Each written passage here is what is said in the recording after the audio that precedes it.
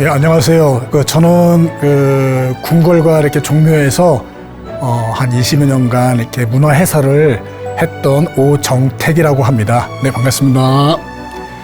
네, 오늘부터 제가 궁궐과 궁궐 사람들 일하는 그 주제로 해서 이제 24강을 강의를 하게 됐습니다. 많이들 지금 이제 궁궐과 이렇게 종묘 그리고 이 도성 안에 있는 문화재에 대해서 많이들 알고 계신 것 같습니다. 그래서 많이들 알고 계시지만 그래도 또 다시 한번 우리가 좀 알고 좀 더 그 가치를 좀 보기 위해서 제가 이렇게 강의를 하도록 하겠습니다. 첫 번째 시간으로는 궁궐과 궁궐 사람들이란 큰 주제에 고려말 전국과 조선 건국에 대해서 좀 강의를 하겠습니다. 먼저 이 도성 안에는 5개의 궁궐과 종묘가 있는데 그 전에 조선이 건국되고 그리고 또 이 건국이 됐다라는 것은 또 그 전에 고려 말에 국제 정세가 어떠했는지를 우리가 좀 알고 있어야 태조 이성계가 조선을 건국했다는 것을 좀 더 쉽게 이해할 수가 있습니다. 그래서 우리가 아주 젊었을 때 학생 때 역사책에서 배웠던 고려 말 때 국지상들을 다시 한번 상기시키는 의미에서 간단하게 요점 정리를 좀 해보도록 하겠습니다. 첫 번째로는 고려 말에는 상당히 백성들이 살기에 힘들었던 시기였습니다. 무신 정권이 한 100년 정도 있었죠. 그리고 또 몽골의 항쟁을 28년간 정도 했습니다. 그러니 백성들은 살기가 아주 척박했던 그런 시기였습니다. 거의 굶어서 죽는 사람들이 거의 태반이었다고 합니다. 그 중에서 특히 이제 대외적과 대내적으로 좀 말씀을 드리면은 대외적으로는 홍건적과 외구의 침입이 아주 심했습니다.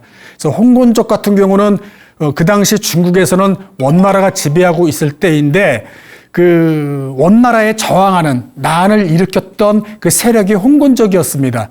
홍건적들이 이제는 수수에 좀 밀리자 고려로 넘어오게 됐습니다. 근데 고려로 피시를 왔는데 홍건적이 원나라에 저항하는 게 아니라 오히려 고려의 백성들을 약탈하고 사륙하기에 이르렀습니다. 그래서 홍건적이 아래 남쪽의 원주까지 밀려올 정도였어요.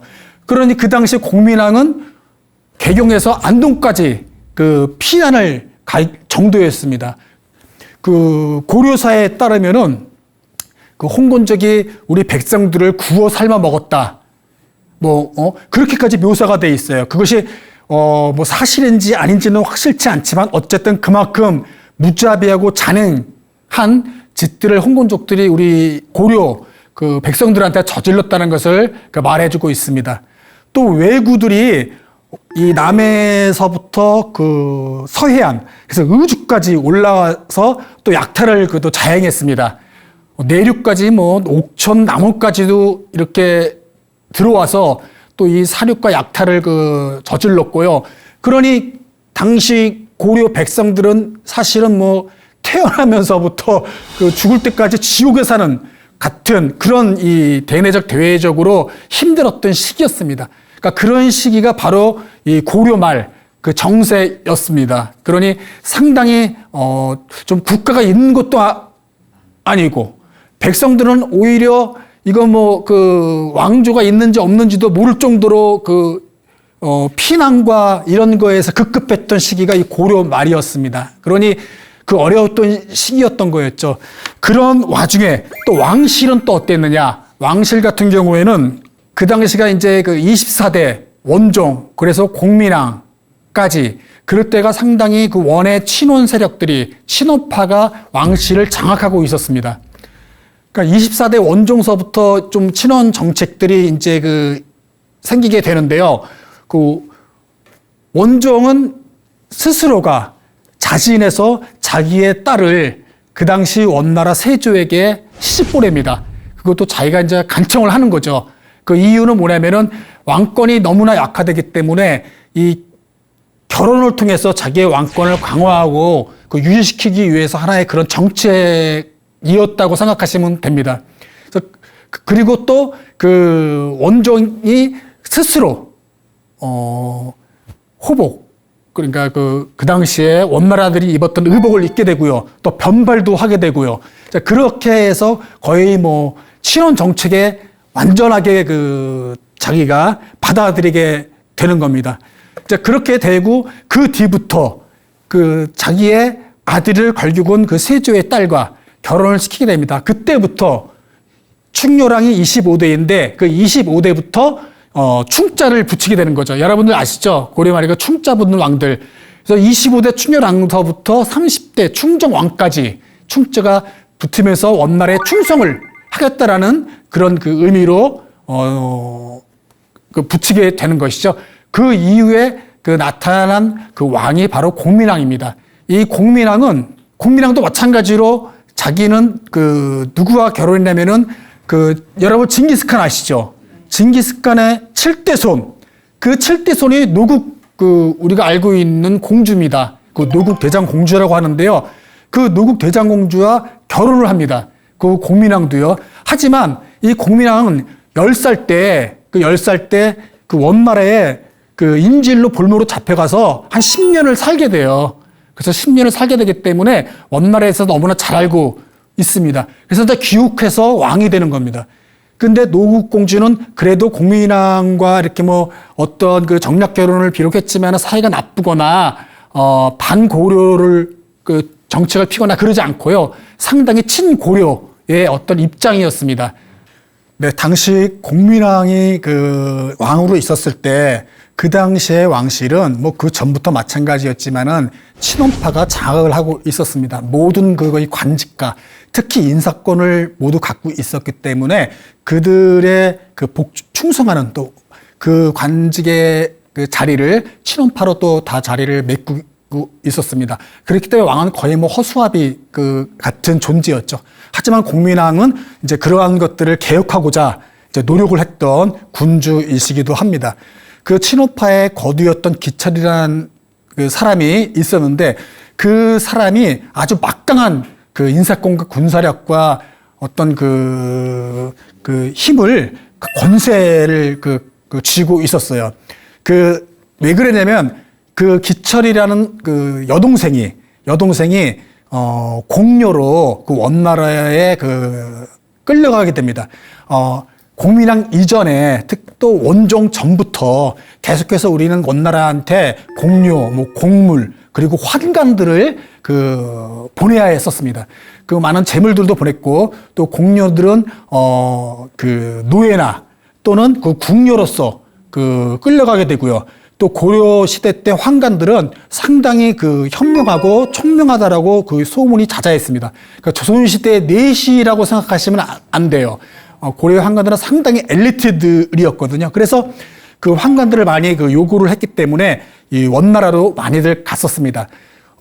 그렇게 해서 기철이라는 여동생이 양반집이 아니었는데 이제 원나라로 가게 돼서 거기서 이제 궁녀로 일을 하게 되는 거죠. 그런데 고려의 황관이 고려에서 글로 갔던 황관이 황실에서 이제 일을 하게 됐었는데 또 고려의 황관도 자기들의 또 어떤 힘, 막강과 그런 세력들을 구축하기 위해서 또 이 황제에게 잘 보여야 되겠죠. 그래서 그때 끌려갔던 공녀 중에서 뭐 미모도 뛰어나고 뭐 교양도 있고 했던 기철의 동생이 눈에 띄었나 봅니다. 그래서 그를 발탁을 해서 황제, 그 당시 순제의 다과를 맡게 하는 거죠. 그래서 시중을 들다가 황제가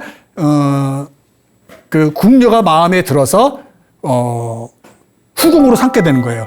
그리고 나서 결국은 황후까지, 조선으로 말하면 왕비가 되는 거죠. 황후까지 자리에 올라가게 됩니다. 그러니 얼마나 거의 뭐 원나라의 두 번째 어떤 서열에 있게 되는 거죠. 그러니 고려에 있었던 기황후는 자기의 동생이 그 위치에 가게 됐으니 이 고려에서 얼마나 많은 파워를 가지고 있었겠습니까? 그런데 공민왕이 과감하게 그 기처를 처형시킵니다. 왜냐하면 그가 없어야 그 다음 이 친오파들을 제거하게 되기 때문에, 그리고 많은 그 친오파들을 이제 유배시키고 제거하게 되는 거죠. 그 정도로 아주 그 결단력 있는 왕이기도 했어요. 그래야지만이 이 고려 말에 어떤 그 자기들의 왕실 그리고 고려를 개혁시킬 수 있겠다고 생각을 했던 거겠죠. 그래서 결국은 공민왕이 상당히 많은 그런 이제 문벌 세력들한테 이제 다시 또 이제 저항을 받게 되는 거죠. 그래서 공민왕은 또 상성 총관부도 탈환하고요. 천령 이북쪽의 고려 영토도 회복시키고는 아주 그러한 공민 왕이었습니다. 그러니 그때 당시 원나라에 있었던 황후, 이제 기황후라고 합니다. 성의 기실에서. 그 기황후가 가만히 있지 않겠죠. 자기 오빠를 고려에서 처형을 했는데, 그 당시 제후국이라고 고려를 보고 있는데, 그래서 이 기황후는 약 8년 뒤에 이 원 군대를 이 고려에 보내서 공민왕을 격파시키려고 이제 군사를 보내는 거죠. 그런데 그때 다시 또 그 군대를 막아냈던 사람이 우리가 너무나 잘 알고 있는 이성계와 최영 장군이었습니다. 그러니까 그때 당시 어떤 왜구나 홍곤조 그런 이 원나라의 군대 이렇게 막 동서남북에서 외국 군인들을 격파시켰던 것으로서 유명했던 장군이기도 합니다. 그래서 백성들한테는 이 두 장군이 어떤 무적의 장군으로서 이렇게 알려져 있고 추앙받고 있는 것입니다. 자, 이제 그 다음에 이제 보시면은 이 공민왕이 자기가 이제 이 많은 반원 세력들에 의해서 이렇게 이제 개혁의 정책을 추진하는 데 대해서 막힘이 생기고 제대로 또 이렇게 발휘도 못하게 됩니다. 가장 이렇게 인간적으로 좀 어떤 그렇게 추진을 제대로 하지 못했던 또 원인은 그렇게 사랑했던 노국 공주가 이제 죽게 됩니다. 그 뒤로는 자기가 앞에 전면부로 나서지 않고 이 신돈이라는 우리가 너무나 잘 알고 있죠. 그 신돈이라는 승려를 통해서 개혁을 추진하게 됩니다. 이제 이게 그 당시에 친원파가 제거를 됐어도 귀족 세력들이 엄청나게 많이들 자리를 하고 있겠죠. 그러니까 다시 또 친원파들이 이제는 이제 들어오게 되는 겁니다. 이제 그럴 때 이제 신도는 상당히 그 당시에 귀족 세력도 아니었고 또 불교계에서도 주류 세력이 아니었어요.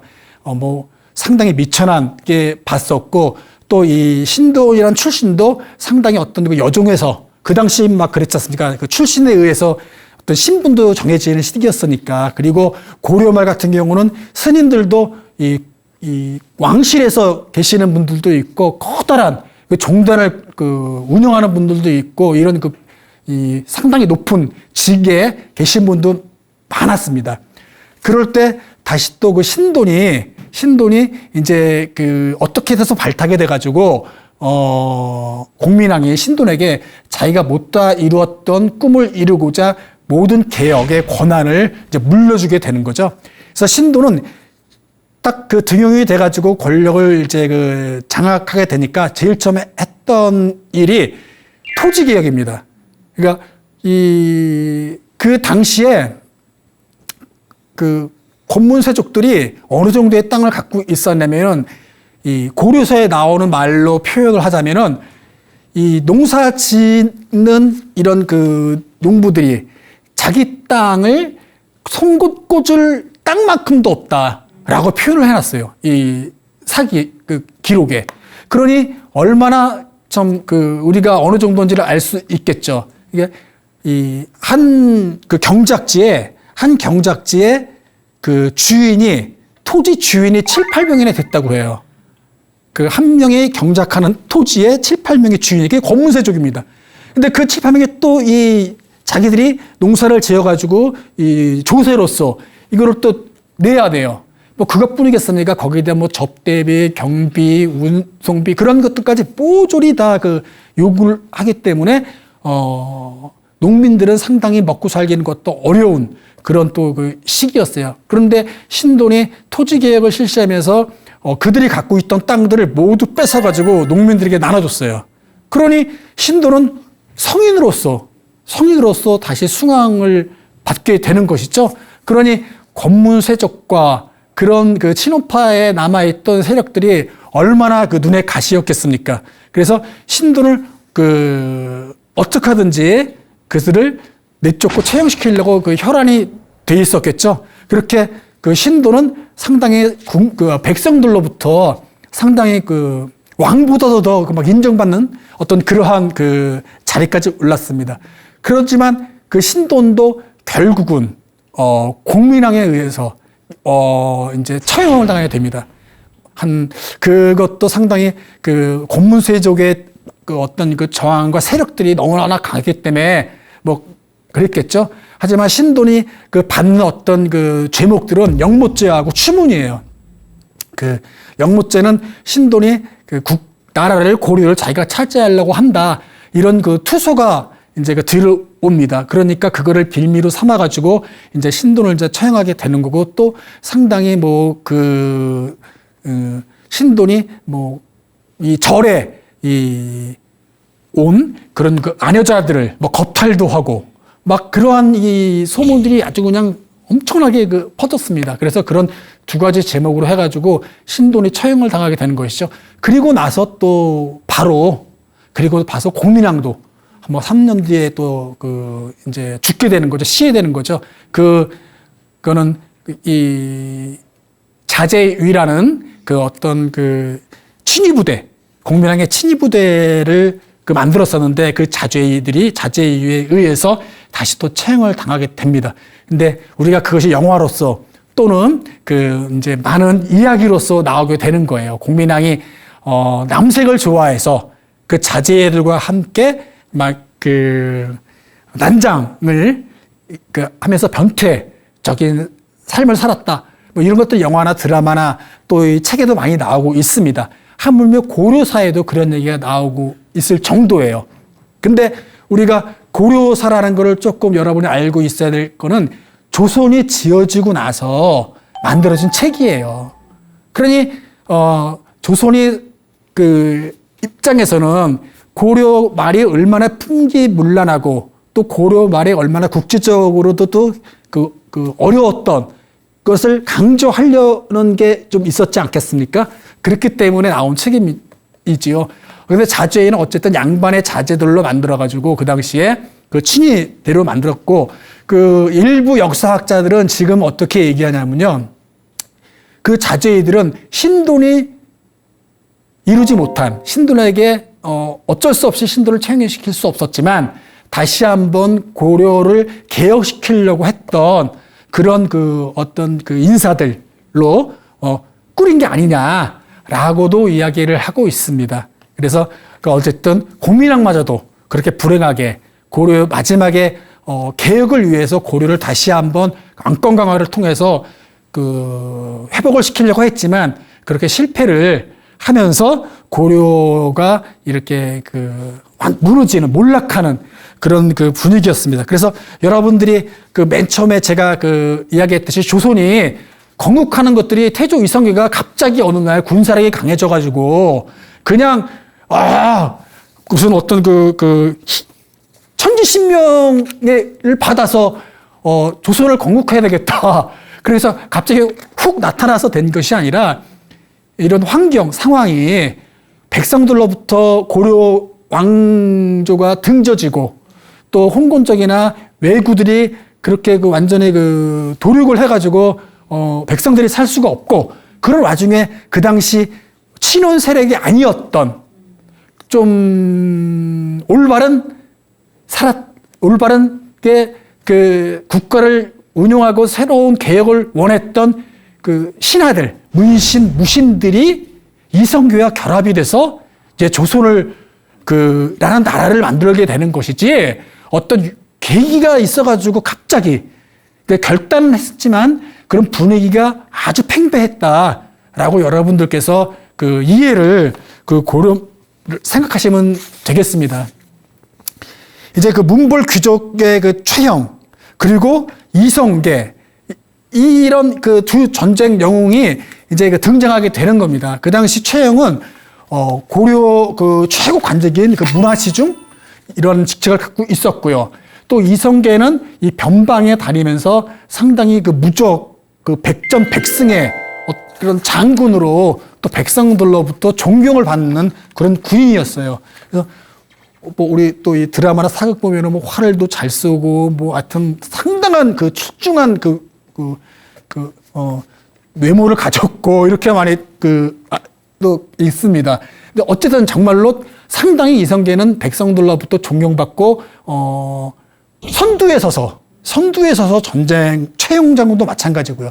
그렇기 때문에 두 장군이 있었던 것이죠. 그래서 이 왜구나 홍군 쪽도 물리치고 원나라에서 보낸 그 군대들도 물리치는 그런 그 군인이었죠. 또 이성계도 마찬가지였고요. 근데 그랬던 두 장군이었는데 둘 사이가 갈라지는 틀어지는 그런 그 사건이 있었어요. 그게 이제 여러분이 너무나 잘 알고 있는 위화도 해군이었죠. 그때 최영 장군이 이제 그 당시에 원나라가 세력이 약화되고 명나라가 다시 세워지고 그들의 힘이 점점 좀 강해지고 있었을 때였어요. 그러니까 원나라는 북원이라는 나라로 조그맣게 북쪽으로 이제 올라가게 되고 명나라가 이제 세워지게 되는 겁니다. 북경에서.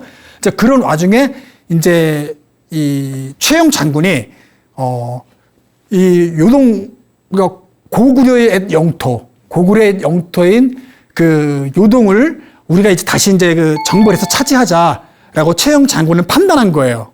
그렇기 때문에 최영 장군이 거기를 고구려 땅 영토를 이 기회에 차지하면 우리 고려 땅이 더 커지니까 그렇게 내다봤고 이성계는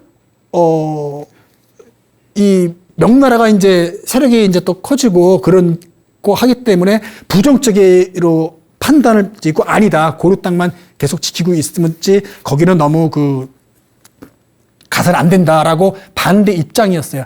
하지만 최영 장군이 더 관직이 높았기 때문에 최영 장군이 이성계에게 이제 명령을 내리게 되는 거죠. 명을 내리게 됩니다. 그래서 뭐 우군 도통수, 작은 도통수 뭐 이렇게 막 또 많은 군대를 편성을 해가지고 이제 명령이 떨어졌습니다. 그래서 이성계가 이제 북쪽으로 올라가면서 압록공 하류의 작은 섬인 위화도에서 이제 멈추게 되는 거죠. 근데 사실 또 환경도 안 좋았어요. 여름철이기 때문에 장마였고, 그래서 막 땅에 전진하는데 또 힘들었고, 또 식량 보급도 제대로 안 돼서 굶어 죽기도 하고, 막 그래서 뭐 사대 불가로운 그런 명분으로 인해 가지고 전진하지 않고 거기서 멈춰지게 되는 겁니다. 그리고 조종에, 개경에 이제 회신을, 이제 서신을 보내가지고, 이제 진격을 멈추고 회군하게 해달라. 도저히 지금은 우리가 이 명나라와 싸움을 하기에는 불가하다. 판단을 쓴 겁니다. 그래서 계속해서 요청을 하지만은 최영은 거부하고 회군을 거부하고 계속 가서 이제 싸우라라고 이제 하게 되는 겁니다. 그래서 이성계가 이제 부하들을 모아서 이렇게 하니까 어땠으면 좋겠느냐 해서 어떤 이제 결정을 하게 되는 거죠. 이 조종이 권무세조기에 휩싸여 있어가지고 제대로 어떤 판단하지 못하고 있기 때문에 왕조를 다시 구하고 신하들을 옆에 있는 간신들을 다시 척결하게 해서 우리는 회군을 결정한다 하면서 이제 개경으로 이제 내려오게 되는 것이죠. 그래서 최영 장군과 이성계 장군이 거기서 싸움이 벌어지는 겁니다. 개경을 지키고자 하는 최영 장군과 그리고 다시 회군에서 들어온 엄청난 부대와 결국은 당연히 이성계가 이제 이기게 되는 거죠. 그래서 이성계가 이기고 최영 장군도 곧 이제 처형을 당하게 되는 거죠. 그렇게 같이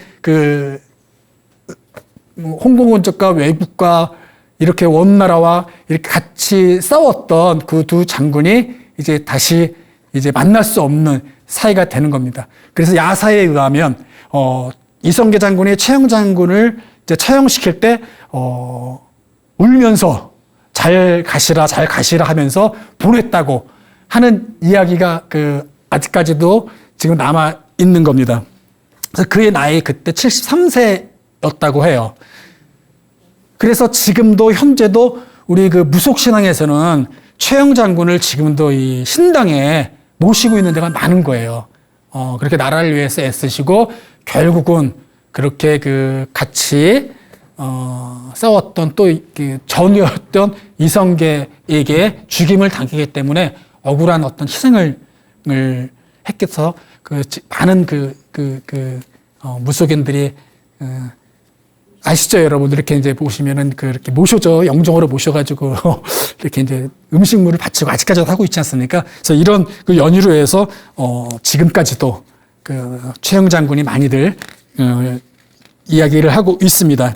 그래서 다음에 이제 또 보면은 이렇게 이제 무신들은 있었고 또 한편으로는 이제 문신들이라고 얘기할 수 있겠죠. 문신들이 또 이제 신진사대부가 등장하게 됩니다.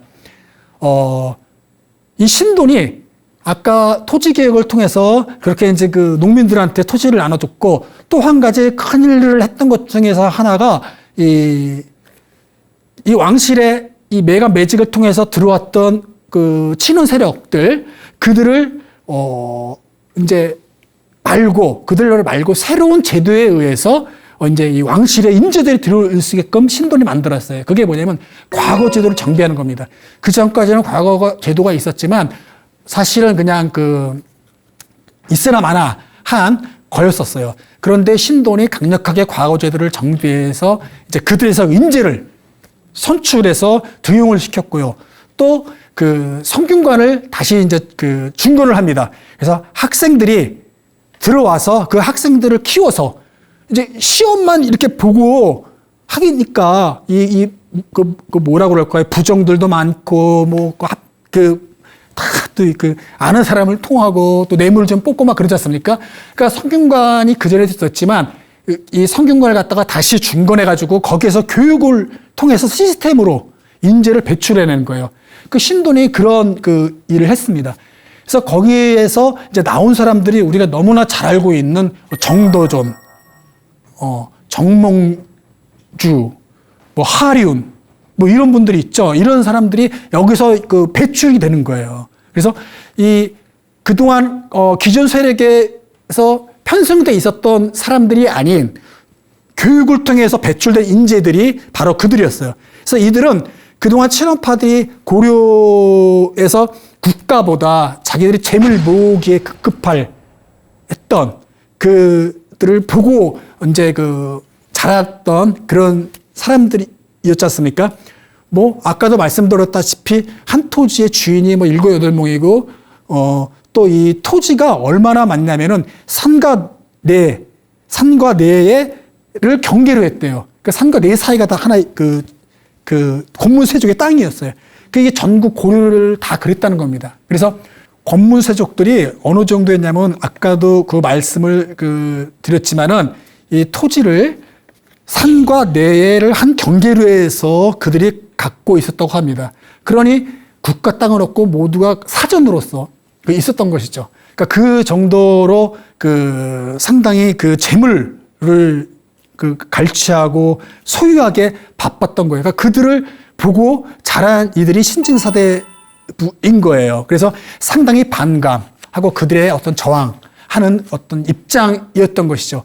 이런 사람들이 새로운 어떤 학문으로서 성리학을 선택하고 배우게 되는 겁니다. 이들이 이제 성리학을 성균관에서 이제 학교에서 교육을 통해서 이제 배워서 배출을 하게 되기 때문에 이 새로운 어떤 나라는 이 태평성대한 세상을 에 대한 이념 그리고 그러한 정치를 펼쳐야 된다고 이제 생각을 했었습니다. 그 당시에 우리가 또 너무나 잘 알고 있는 이색이란 분이 원나라의 과거에 응시해서 그 원나라에서 관직을 맡고 벼슬을 했던 사람이에요. 근데 이분이 이제 고려로 귀국을 하게 됩니다. 그러니까 그 사람이 너무 유명한 그 명성을 갖고 있었기 때문에 이런 그 정도전, 정몽주 이러한 사람들이 이색의 그 문화생으로 몰리게 되는 거예요. 그래서 이색이 제자들을 배출하게 되는 것이죠. 그래서 이색 같은 분은 유교에 입각해서 그 성리학을 배워서 오신 분이에요. 그러니까 그 전까지 불교, 도교가 이 고려에서 상당히 그 주도 세력이었습니다. 이 종교적 입장에서는. 그런데 유교라는 것을 이제 가져오게 되고 또 그 유학에서 어떤 성리학을 바탕으로 해가지고 상당히 이 어떤 그 기본 윤리, 유교의 덕목인 인의의 지신 이런 것들 백성들에게 다가기 쉬운 이런 것들이 정치의 어떤 기본 윤리로 삼아야 된다라고 하니 얼마나 새로운 그 당시의 사상이었겠습니까?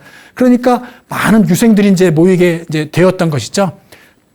그래서 성리학을 정신임으로 삼았던 사람들, 그 사람들이 신진 사대부들이 그 과거 그 시험을 통하고 성균관을 통해서 이제 조정에 진출하게 되는 겁니다. 그래서 왕실의 분위기가 변화되기 시작하는 거예요. 자, 이런 분위기에서 이성계는 정도전, 정몽주 이런 또 문인들과도 같이 그 왕실에서 주요한 관직들을 갖고 있었기 때문에 친하게 지내게 되고 함께 의기가 투합되게 되는 겁니다.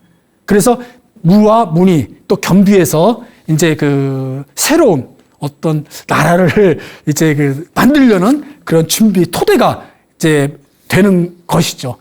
고려 말에 이러한 그 상황이 이제 그 또 펼쳐지게 되는 것이죠. 그리고 이 정도전은 우리가 조선을 개국할 때 사실은 설계자였죠.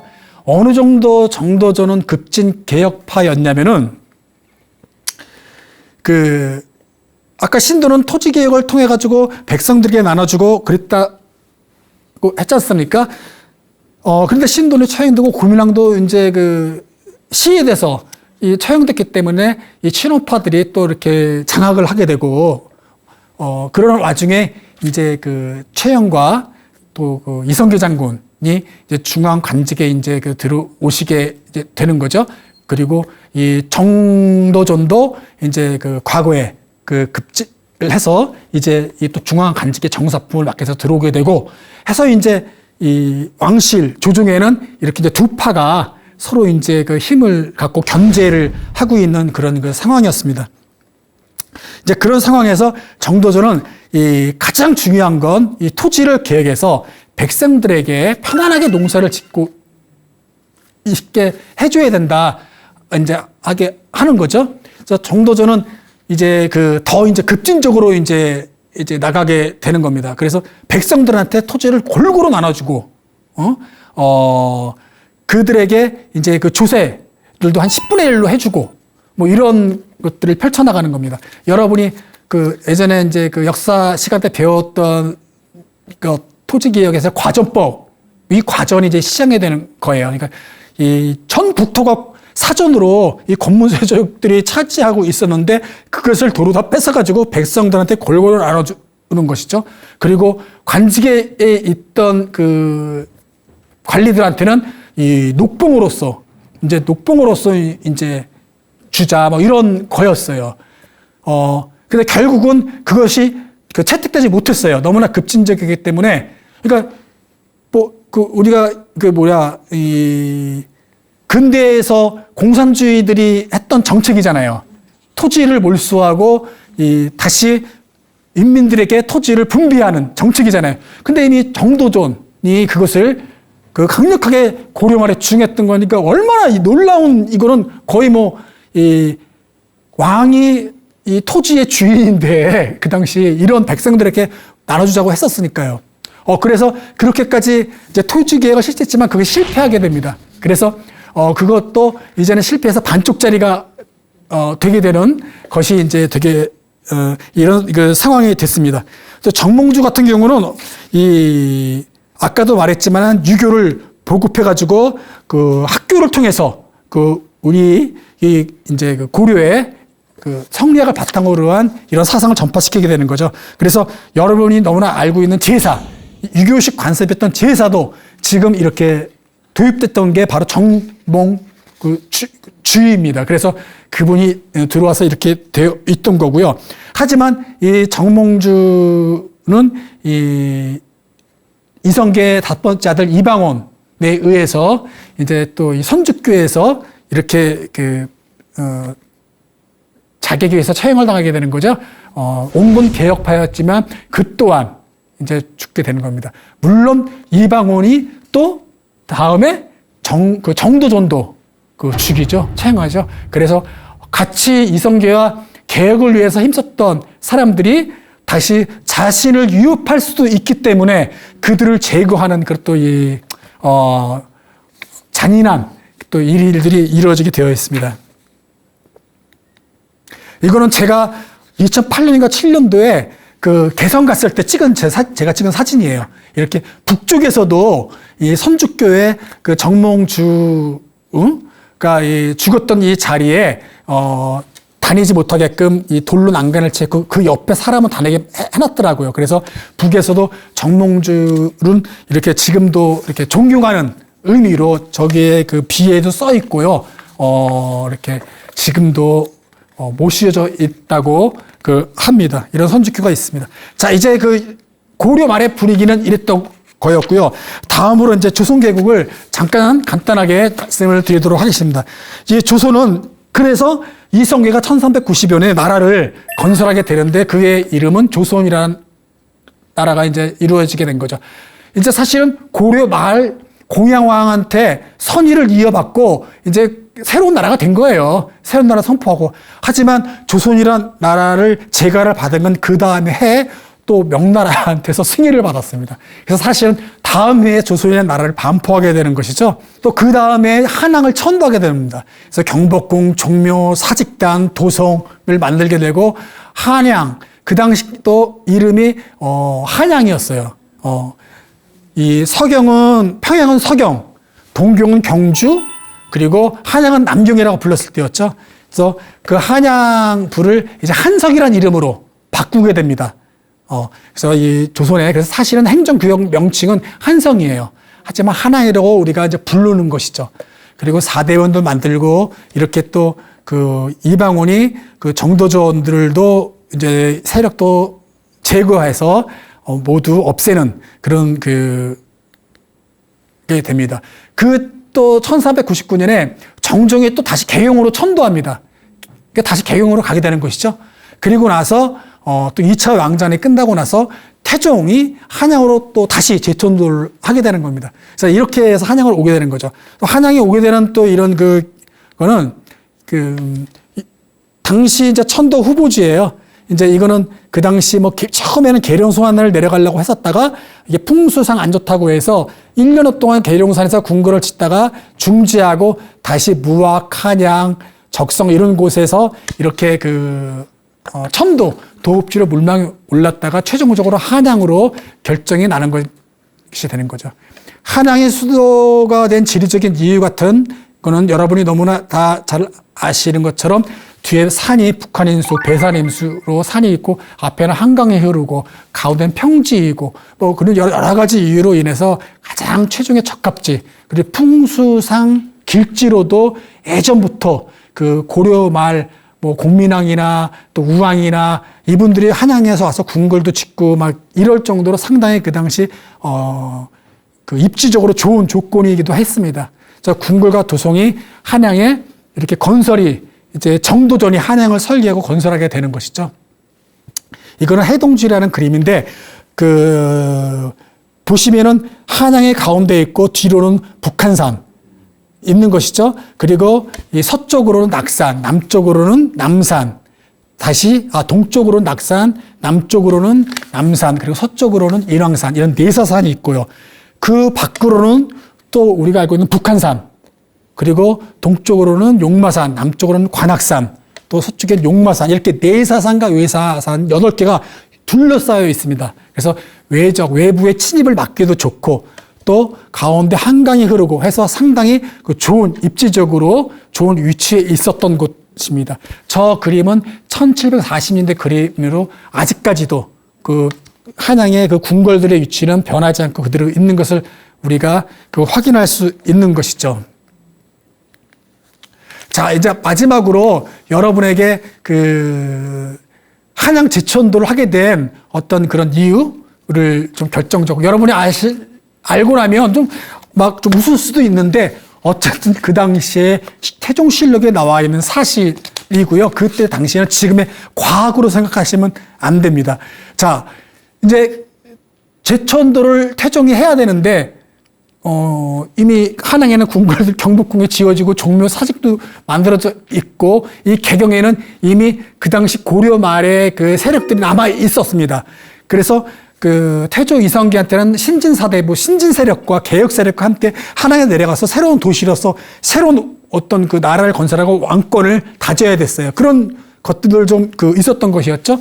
그래서 한양으로 내려가서 이제 그 어떤 왕권을 강화시키려는 그런 목적도 있었습니다. 그래서 이제 수도를 옮겨서 다시 한양에 있어야 되기 때문에 글로 이제 가서 하는데 명분이 좀 약한 거예요.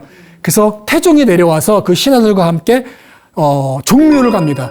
종묘를 가서 그 종묘에서 이제 그 어떻게 옛 사람들은 했느냐 했더니 중국에서도 척전을 그 동전을 던져서 점을 쳤다.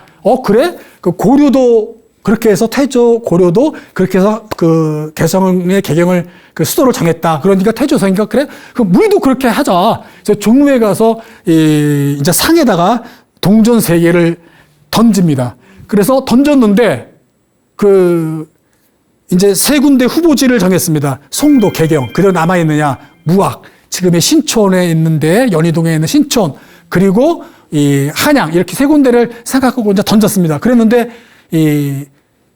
지금의 한양이 2길 1흉 그래가지고 2개가 좋고 1개는 나쁜 거로 나왔고 나머지 2 후보지는 2흉 1길 그래서 2가지가 흉이고 1가지가 좋은 거로 나왔기 때문에 태종이 그 던져서 척전을 동전을 보고서 그 수도 한양으로 정할 테니 이제는 아무에게 하지 말아라. 어떤 후에 병고 있어도 다시 이 일을 달지 말아라고 하고 그 자리에서 정하는 거예요. 결정을 줬습니다. 그리고 태종이 창덕궁, 지금의 창덕궁도 종묘에서 척전을 통해서 결정된 게 한양 제천도가 된 것이고 이제는 한양의 수도로 하고 조선이 한 560년 동안 계속 이어지게 되는 것이죠. 바로 그 자리에서 창덕궁도 이궁을 짓도록 명하여서 창덕궁도 만들어지게 되는 겁니다. 한양 제천도는 이렇게 연으로 해서 다시 오게 됐던 것입니다. 자, 지금 방금 이렇게 돈좀을 쳐가지고 도읍을 정했다고 사실 말을 했지만은 그렇게 단순하게 얘기된 건 아니고요. 아마 이 신하들을 설득시키기 위해서 마지막 하나의 어떤 그 정당성을 만들고자 이렇게 그 이벤트를 했던 것이 아닌가라고도 생각이 듭니다. 분명히 한양의 수도를 정해야 되기 때문에 이러한 것들이 있었지 정말 운으로 맡기지는 않았을 것 같아요. 이래서 이 한양이 계속해서 지금까지도 이 서울이 이 한양에 있어서 지금까지도 600년 동안 수도로서 이어지게 됐습니다. 네, 다음 시간은 이제는 이 조선에서 상당히 중요하게 생각했던 종묘 사직에 대해서 말씀을 드리도록 하겠습니다. 예, 오늘 이 시간 마치도록 하겠습니다.